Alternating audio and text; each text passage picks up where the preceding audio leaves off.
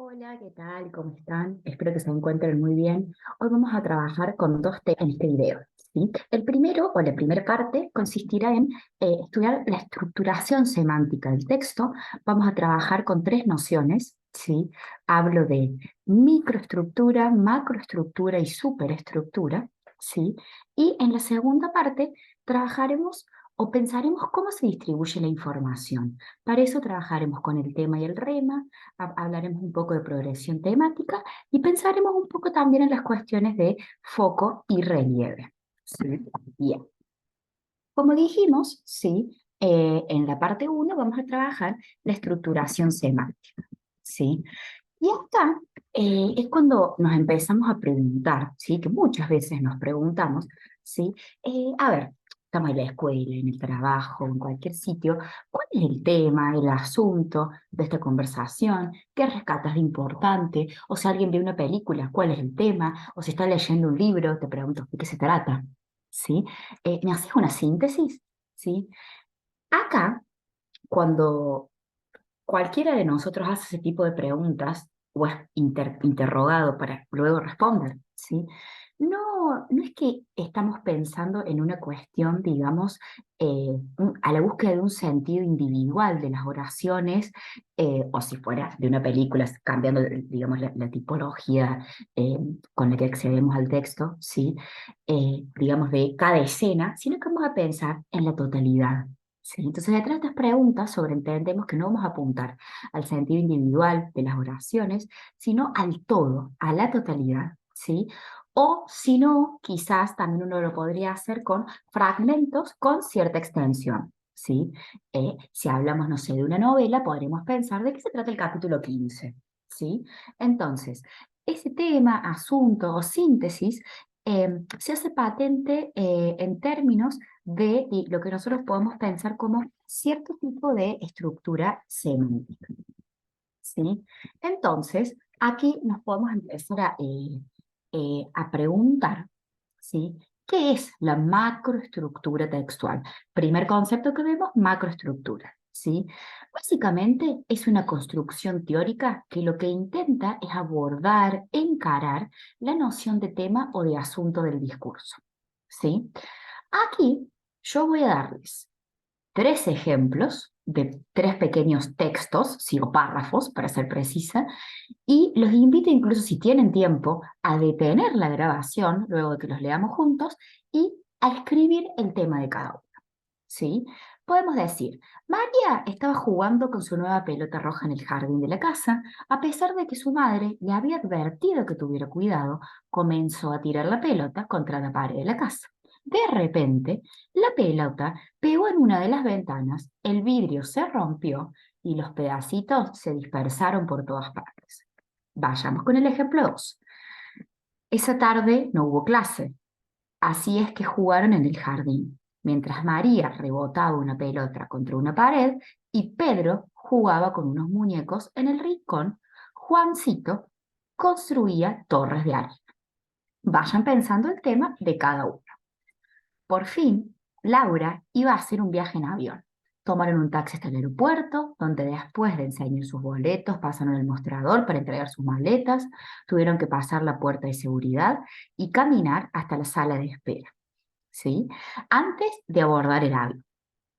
Si pueden, detienen y si no, seguimos juntos. ¿Sí?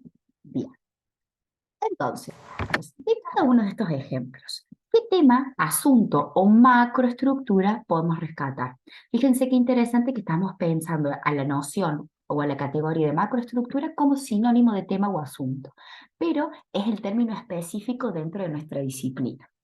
¿Sí? Entonces, fíjense, del primer ejemplo, del primer párrafo, podemos decir que el tema es cómo María rompe una ventana con una pelota. El segundo ejemplo, podemos pensar el tema en cómo jugaban unos niños en el jardín. Y el tercero es cómo Laura tomó un avión, ¿sí? Eh, Esta síntesis, hacemos de una alusividad, es el tema, ¿sí? Si es de una novela o un cuento, también podríamos irnos a la idea de trama, ¿sí? Es decir, hablar del contenido general. Y si nosotros prestamos atención, aquí si reflexionamos un poco, para enunciar el tema, lo que hacemos es quitar proposiciones y quedarnos con la idea general. Por ejemplo, en el primer caso, no pensamos si María hizo caso a la advertencia de su madre de que no jugara y demás. Simplemente nos quedamos con que Juan rompe el vidrio, ¿sí? Y fíjense que ni siquiera usamos el término jugar, porque con la pelota uno puede sobreentender que se está jugando, ¿sí? Bien. Entonces, ¿cómo volvemos explícito, ¿sí? El tema o el asunto de un discurso, ¿sí? Esto solo es posible, ¿por qué? Porque la semántica oracional o proposicional del texto o del discurso va a coincidir con la semántica de la macroestructura o del texto o discurso, ¿sí? ¿Qué significa esto? Que la macroestructura, el tema o el asunto o el sentido general del texto o discurso coincide con la microestructura, ¿sí? Es decir, las estructuras de las oraciones y las relaciones de conexión y de coherencia entre ellos, ¿sí? Si lo pensamos al revés, la microestructura debe coincidir sí o sí con la macroestructura. ¿Por qué? Porque yo necesito coherencia entre las oraciones que me van a componer el texto, el discurso, ¿sí? Para luego poder obtener el tema o la macroestructura. Imagínense que yo veo, a simple vista veo un texto, pero en las oraciones, entre ellas no hay conexión. No puedo establecer un tema, no puedo establecer la macroestructura. Visualmente es un texto, pero cuando yo lo trabajo, no hay coherencia, ¿sí? No hay relaciones entre las oraciones, entonces la micro y la macro tienen un problema, ¿sí? Eso es lo ideal, que no nos suceda nunca. Bien. Vamos a decir entonces que el texto va a ser solamente coherente no por su organización semántica oracional, fíjense que esta es la definición de micro, es decir, las conexiones internas entre oraciones, digamos que esa semántica oracional sea correcta, sino también porque a nivel global, estructural, la macroestructura, podemos decir, este texto tiene este tema, ¿sí? El significado del todo debe especificarse en términos de los significados de las partes, ¿sí? Si en las partes no aparece el todo, no voy a tener una macroestructura para identificar, ¿sí? Fíjense, uy, me fui mucho, pero ahí lo vamos. Bien. Fíjense que, ¿sí? Si también nosotros tenemos que definir, digamos, un discurso en términos de sus secuencias preposicionales o macropreposicionales, que van a construir su macroestructura. El vínculo entre la macro y la microestructura se tiene que dar entre dos secuencias de preposiciones y a eso lo vamos a llamar proyección semántica, ¿sí? Las reglas de proyección semántica se conocen como macroreglas, que hacen explícita esa manera en la que se puede derivar el tema de un discurso, ¿sí? Fíjense acá, tenemos un ejemplo. Juan llamó a la moza y pidió una cerveza, ¿sí? Estas oraciones se conectan de forma lineal, ¿sí? Si yo voy a una cuestión más oracional, eh, el nexo coordinante y, ¿sí? Me permite establecer esta relación, ¿sí? Pero también detrás hay una secuencia o proyección lineal o proyección temática global, ¿sí? Básicamente, ¿sí? ¿Qué pasa? Si yo le escucho esta idea, ¿qué pienso? ¿Que Juan dónde está? ¿En un bar o en un restaurante? ¿Sí? ¿Y qué pide la moza? Eh, Cuando yo pienso en proyección temática, sí o sí, esto recuérdenlo, necesito al menos dos proposiciones o dos oraciones para conectar. No puedo pensar en proyección semántica si tengo solo una oración, porque ahí básicamente ya me adelanto y podemos analizar en ella la cuestión del tema y el rema, pero no proyección semántica. ¿Por qué? Porque aquí, por ejemplo, esa elipsis que tenemos, esa elipsis nominal de pidió una cerveza, todos entendemos que es Juan, ¿sí? No la moza, ¿sí? Entonces ahí tenemos una proyección semántica, ¿sí? Es Juan el que llama y Juan el que pide, el mismo actante, por ejemplo, ¿sí? Bien, bien, bien. No quiero ir tan rápido, pero tampoco quiero ser tan lento, ¿sí? Entonces, ¿y cuáles son las macro reglas?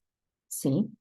La verdad es que las macroreglas producen macroestructuras. Lo que van a hacer es aportar esa construcción global del sentido, del tema o del asunto de nuestro discurso. Tienen una función principal que es transformar la información semántica. Lo que van a hacer es reducir la secuencia de varias proposiciones a unas pocas o incluso a una sola. ¿Sí? Aquí lo que uno también tiene que ver es que, por ejemplo, si yo pregunté por la trama de una novela, quizás tenga varias proposiciones, y si pregunto por el tema, como hicimos con los párrafos de María que fue a tomar el vuelo, de que viaja, o de que se rompe el vidrio, podemos reducirlo más. ¿Sí? Todas sirven para que nuestra mente pueda comprender, almacenar y reproducir discursos, ¿sí? Obviamente hacemos esta reproducción de una manera más sintética, ¿sí? Y tienen también una naturaleza organizadora del discurso, ¿sí? Entonces, vamos a trabajar ahora con lo que conocemos como macroreglas. Las macroreglas son tres, no necesariamente tienen que darse las tres, no necesariamente las voy a encontrar las tres, o sí, pero son bastante útiles y es importante que las empiecen a pensar porque obviamente vamos a trabajar un poco con esto, ¿sí? En la supresión, ¿sí? Yo tengo una secuencia de proposiciones, ¿sí? Lo que vamos a hacer es suprimir todas las que no sean eh, presuposiciones de las proposiciones subsiguientes en la secuencia, ¿sí? A ver, es esto que parece un trabalengua, presuposición de la proposición y demás, básicamente, ¿qué significa? Esa información de más, esa información extra que no necesito y que si yo la suprimo, puedo de todos modos hablar del tema que estoy hablando, ¿sí? Entonces, a ver, básicamente no necesito esas proposiciones, ¿sí? Entonces, por eso es lo que les digo. La teoría dice que son las proposiciones y a la vez esas proposiciones subsiguientes que puedo quitar, ¿sí? Si suena esto confuso, piensen como eso que se repite, que aparece en dos ideas y que puedo quitar, ¿sí? Por otro lado, tenemos la generalización. Cuando yo tengo una secuencia de proposiciones, puedo hacer una proposición que contenga un concepto que derive, que tome, ¿sí? Cuestiones de proposiciones anteriores. Y así esa proposición nueva construida sustituye a las otras. Acá es cuando estamos en presencia de oraciones tópicas o temáticas, ¿sí? Eh, si nosotros nos vamos al ejemplo de qué hacía cada niño, podríamos decir, en vez de contar que uno juega con la muñeca, que otro juega en el patio, que otro juega con esto, simplemente puedo decir, los niños siempre quieren jugar. Entonces, yo lo que hice fue obtener de todas las proposiciones una proposición generalizante, ¿sí? Y luego tenemos una construcción. Cuando tengo de nuevo secuencia de proposiciones, puedo hacer una proposición que denote el mismo hecho, ¿sí? Denotado por la totalidad de las secuencias de proposiciones. Y también voy a sustituir a la proposición original. En el ejemplo 3, nosotros habíamos visto toda la secuencia que hizo eh, Laura. Yo antes, hace un rato dije María dos veces, y María la niña que rompió el vidrio y Laura la que viaja. Cuando Laura sale de su casa, toma el taxi, llega, ¿sí? Simplemente lo podemos reducir a Laura viajó a San Juan, ¿sí? Muy bien. Vamos a continuar por aquí, ¿sí? Básicamente, ¿sí? Las macro reglas, lo que podemos decir es que dentro o dependiendo del tipo de discurso, alguna macro regla puede ser más pertinente o importante que otra, ¿sí? En un cuento policial, por ejemplo, la secuencia o proyección temática va a variar con un informe académico de tema de psicología. Básicamente va a depender del texto. ¿Por qué? Porque no siempre, muchas veces yo puedo generalizar, ¿sí? No sé, imagínense un texto que pretenda hablar de un partido de fútbol que dura 90 minutos. Eh, no podríamos contar, no sé, en un texto cada asistencia que el 10 hizo al 9. Entonces, ¿qué podemos hacer? Simplemente decir el 10, fulano de tal, con una estadística de 10 asistencias, fue el jugador del partido, ¿sí? Y no cuento cada una de las 10 asistencias y de quién recibió el pase, qué movimientos hizo y cómo los envió, ¿sí? Eh, todo el tiempo nosotros suprimimos, generalizamos, ¿sí? Eh, todo el tiempo lo estamos haciendo, ¿sí? Ya, bien. Pensemos ahora en macroestructura y superestructuras, ¿sí? La dependencia de la macroestructura o el tema general, ¿sí? Con el tipo de discurso, nos obliga a intentar describir propiedades específicas que son propias, únicas o no, porque a veces se pueden compartir con cada tipo de discurso. Por ejemplo, vamos a tener diferencias esquemáticas entre una narración y un cuento corto o un paper académico, por ejemplo. Acá entramos en el terreno de la superestructura. Si ustedes me preguntan rápidamente qué es la superestructura, es esa idea de que cuando yo veo un texto y digo, esto es una carta. ¿Por qué? Porque arriba a la derecha tengo lugar y fecha, tengo el encabezado a quien se dirige, tengo el cuerpo, tengo el saludo. ¿Sí? Entonces, esa superestructura es la forma global de un discurso que define una ordenación global de las proposiciones internas y de las relaciones jerárquicas respecto de los fragmentos. ¿Sí?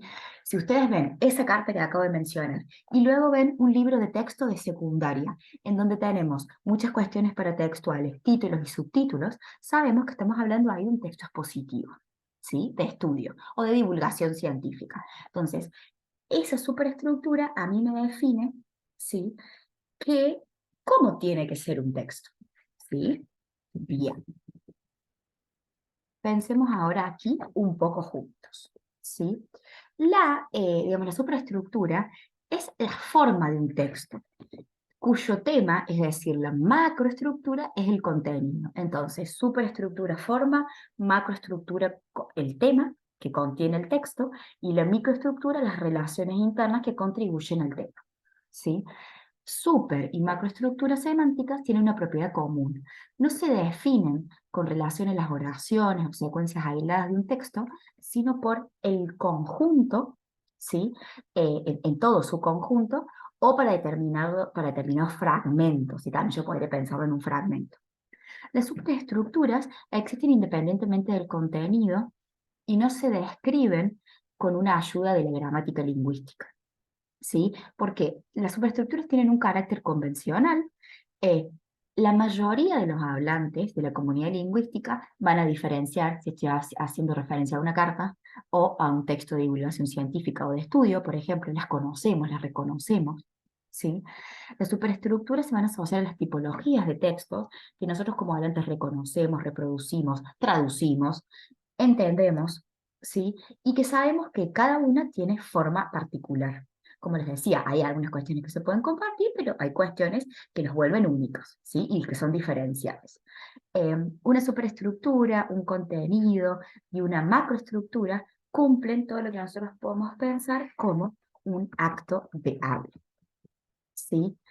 En síntesis, para esta primera parte, ¿sí? Los hablantes van a reconocer, reproducir y entender tipos textuales. Sabemos si es una novela, un poema, un informe médico. ¿Por qué? Porque tienen una forma especial, la superestructura, y un contenido, tema general, es decir, la macroestructura, y todas cumplen con un acto de habla. Constantemente tratamos de reducir y organizar la información que tenemos que procesar, ya sea para producirla o cuando la recibimos y queremos quizás recordarla, por ejemplo, lo buscamos hacer tratando de construir sentidos globalmente coherentes de objetos, de relaciones entre objetos, de series, de hechos, ¿sí? Por lo tanto, cuando comprendemos el discurso, esta idea de macroestructura explica el hecho de que muchas veces podemos ver y describir los hechos, los mismos hechos, en diferentes niveles de especificidad, ya que con todo el detalle, ya sea describiendo características progresivamente más globales, ¿sí? También depende del objetivo que tengamos en nuestro acto de auto. Muy bien, espero que estén bien, ¿sí? Llegamos a la segunda parte, ¿sí? Prometo que esto es un poco más simple, voy a ser más sintética porque no me gustan los videos tan largos. Acá vamos a trabajar un poco con la distribución de la información. Tema, rima, progresión temática, foco y relieve. ¿Sí? Esto es importante porque se relaciona con el contenido, con cómo se organiza en términos de macro y microestructura, más que nada a nivel de la microestructura del texto. ¿Sí? Nosotros ahora nos vamos a quedar con lo interno. ¿Sí?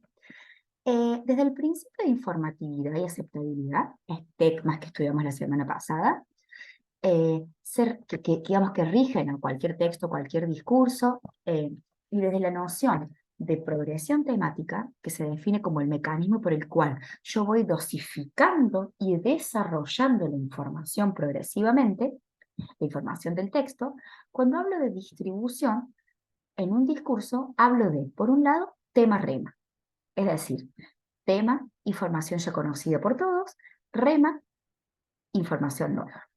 Hablamos de progresión temática, cómo va a ir el tema añadiendo contenido, y de foco cuando yo quiero remarcar los elementos relevantes. ¿Sí? Fíjense en el ejemplo. Vos dejaste los anteojos en la silla. ¿Sí? Acá, quizás la persona que lo dice queriendo o defenderse porque se sentó sobre los anteojos y los rompió. ¿Sí? Entonces hay una especie de acusación y nos importa más quién realizó la acción que los anteojos, ¿sí? Y fíjense el segundo caso, en la silla vos dejaste los anteojos. Quizás en este segundo contexto podemos pensar que se hace foco en la silla porque los estábamos buscando, no los encontramos, en la silla dejaste los anteojos, ¿sí? Este tipo de procedimientos que nosotros en español tenemos la total libertad de mover nuestras piezas o nuestros grupos dentro, si vamos a a una cuestión más gramatical o sintáctica, si vamos a los grupos, sí que yo puedo mover algunos grupos, o en este caso, en el primer caso, el pronombre, ¿sí? Tenemos mucha libertad para hacerlo, ¿sí? Acá estos ejemplos cuestionan el orden libre oracional del español, ¿sí? Porque digamos, la posición de la información que se privilegia está siempre en lugar inicial. Lo que a mí me interesa enfocar o resaltar, lo digo primero, ¿sí? Y acá venimos un poco a tema y rema, que en realidad yo ya un poco me adelanté, ¿sí? El tema lo que va haciendo es como recoger o tomar la información precedente, pero también se vuelve punto de partida para una información consecuente. Al tema yo siempre lo tengo que recuperar en el contexto a través de distintas menciones. Pensemos, por ejemplo, en una cadena gramatical, que primero nombro doy un nombre propio, después un pronombre, después hago una elipsis, después busco un sinónimo. Todo ese tipo de cuestiones en un texto me van a permitir mantener el tema, ¿sí? Y el rema es lo que se comunica acerca del tema y es la información nueva, ¿sí? Fíjense, el padre se radicó en el sur, ¿sí? El tema es el padre, porque en alguna situación contextual estamos hablando del padre de alguien, o podría ser un sacerdote también, ¿sí? Y que se radicó en sur es el rema. Y fíjense el segundo ejemplo. Picasso picó el Guernica, pintó, perdón, no picó. Picasso pintó el Guernica en 1937. ¿Sí? Entonces, yo acá tengo tres posibilidades de rema que marcan los pronombres interrogativos. ¿Sí? Yo puedo decir, ¿quién pintó el Guernica en 1937? Picasso. ¿Qué pintó Picasso en 1937? El Guernica. ¿O cuándo pintó Picasso el Guernica? En 1937. De nuevo, acá depende de cómo organizo nuestra información. Entonces, ¿qué vemos acá?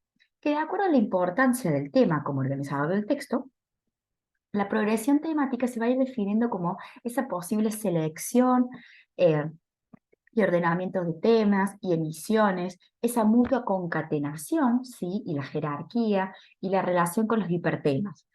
Pensemos en hipertema como el párrafo o capítulos del texto en sí y con toda la situación comunicativa. La progresión temática puede ser lineal, por ejemplo. Entonces yo tengo, fíjense este ejemplo, la calle es peligrosa, los peligros afectan a todos, los afectados se sienten dañados. Tema 1, la calle, rema 1, es peligrosa. El rema 1 se convierte en tema 2, entonces ahí tengo los peligros, ¿sí? Afectan a todos, rema 2. Esa cuestión de la afección se vuelve tema 3 y se sienten indefensos, se vuelve rema 3. Progresión lineal, ¿sí? Cuando yo tengo progresión de tema constante, lo que voy a hacer es siempre tema 1, rema 1, tema 1, rema 2, tema 1, rema 3. Es decir, a un solo tema le añado distintos remas. Es decir, voy sumando nueva información. La calle es peligrosa, La calle El Tema es peligrosa, rema 1. Pero también es la mejor universidad. Tema 1 la calle, rema 2 es la mejor universidad. Tema 1 la calle, rema 3 y ayuda a madurar, ¿sí? ¿Ven cómo podemos pensarlo y construirlo? ¿Sí? Y acá, la progresión de tema derivado o hipertema. Fíjense, el ejemplo es, el tema es la calle. Entonces yo voy a decir, el tránsito es caótico, los semáforos no funcionan, el espacio de circulación es mínimo, ¿sí? Entonces, tránsito tema 1 es caótico, rema 1. Los semáforos, tema 2, porque a ver, de caótico o de tránsito no puedo sacar porque sí, pensar que el semáforo es tema, ¿sí? Entonces vamos a tema 2, rema 2, y cuando hablo del espacio de circulación, tema 3, y que es mínimo, rema 3, ¿sí? Por favor, miren esto con atención, vuelvan hacia atrás, y si tienen dudas, obviamente me pueden preguntar, ¿sí? Para ir ya casi cerrando, ¿sí? Cuando hablamos de focalización o relieve, ¿qué vamos a hacer? Vamos a destacar explícitamente un segmento del enunciado que constituye el elemento informativo sobre el que yo quiero llamar la atención del destinatario, ¿sí? Tiene una función informativa, está a disposición del hablante, porque este hablante puede dar énfasis a un constituyente del discurso por sobre los demás y, digamos, buscando la consecución de objetivos o tratando de satisfacer necesidades comunicativas del interlocutor, ¿sí? Cuando yo hablo de focalización y relieve, o relieve, perdón, que es lo mismo, hablo de la focalización de una unidad informativa que se va a poder realizar por distintos recursos lingüísticos, ¿sí? Puede ser un enunciado del tipo neutro. Luisa conoció a Mario, ¿sí? Pero yo también puedo formularlo focalizando el objeto directo o el complemento directo, ¿sí? Que sería en este caso a Mario, con distintos mecanismos, ¿sí? Podemos hacer un realce prosódico del elemento que yo quiero resaltar, ¿sí? Lo marco con mayúsculas, o si es un mensaje oral, quizás suba mi voz y lo acompañe con mucha cuestión gestual. Luisa conoció a Mario, ¿sí? Puedo hacer un cambio de orden de palabras, ¿sí? Entonces pongo en posición inicial eh, el referente, ¿sí? Eh, ¿Y por qué? Porque al ponerlo en posición inicial es foco de atención. Entonces, fíjense, a Mario conoció Luisa. Acá es muy importante que a nivel oracional, si yo invierto el orden lógico de mi proposición o de mi oración, también esté atenta a las cuestiones ortográficas, como en este caso la necesidad de la coma, ¿sí? Aquí estamos en presencia de una dislocación, ¿sí? Como no pensemos en un hueso, sino en nuestra frase. También puedo pensar en una estructura sintáctica focal, hablar de perífrasis de relativo, o también hablamos de esas relativo-ecuacionales, o construcciones hendidas o escindidas, ¿sí? Fíjense acá, fue a Mario a quien Luisa conoció, ¿sí? O también podemos hablar de estructuras ecuacionales. Si alguien conoció Luisa, fue a Mario, ¿sí? Y también con los que llamamos adverbios de foco, que quizás es un procedimiento más fácil, ¿sí? También hasta incluso aún, etc. Luisa conoció incluso a Mario, ¿sí?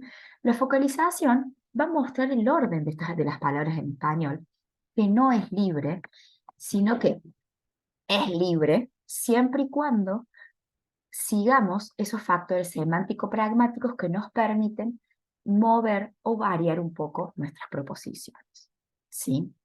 Gente, espero que esto les haya sido útil. Saben que cualquier duda estoy a su disposición. Aquí pueden ver la bibliografía, ustedes tienen el material. También está cargada en las lecturas complementarias la presentación. La cargué digamos, en formato PowerPoint, por si alguien necesita copiar algo, quizás es más cómodo que no el PDF. Y simplemente, de nuevo, repetir que estoy a su disposición. Muchas gracias por su tiempo y que tengan un excelente día.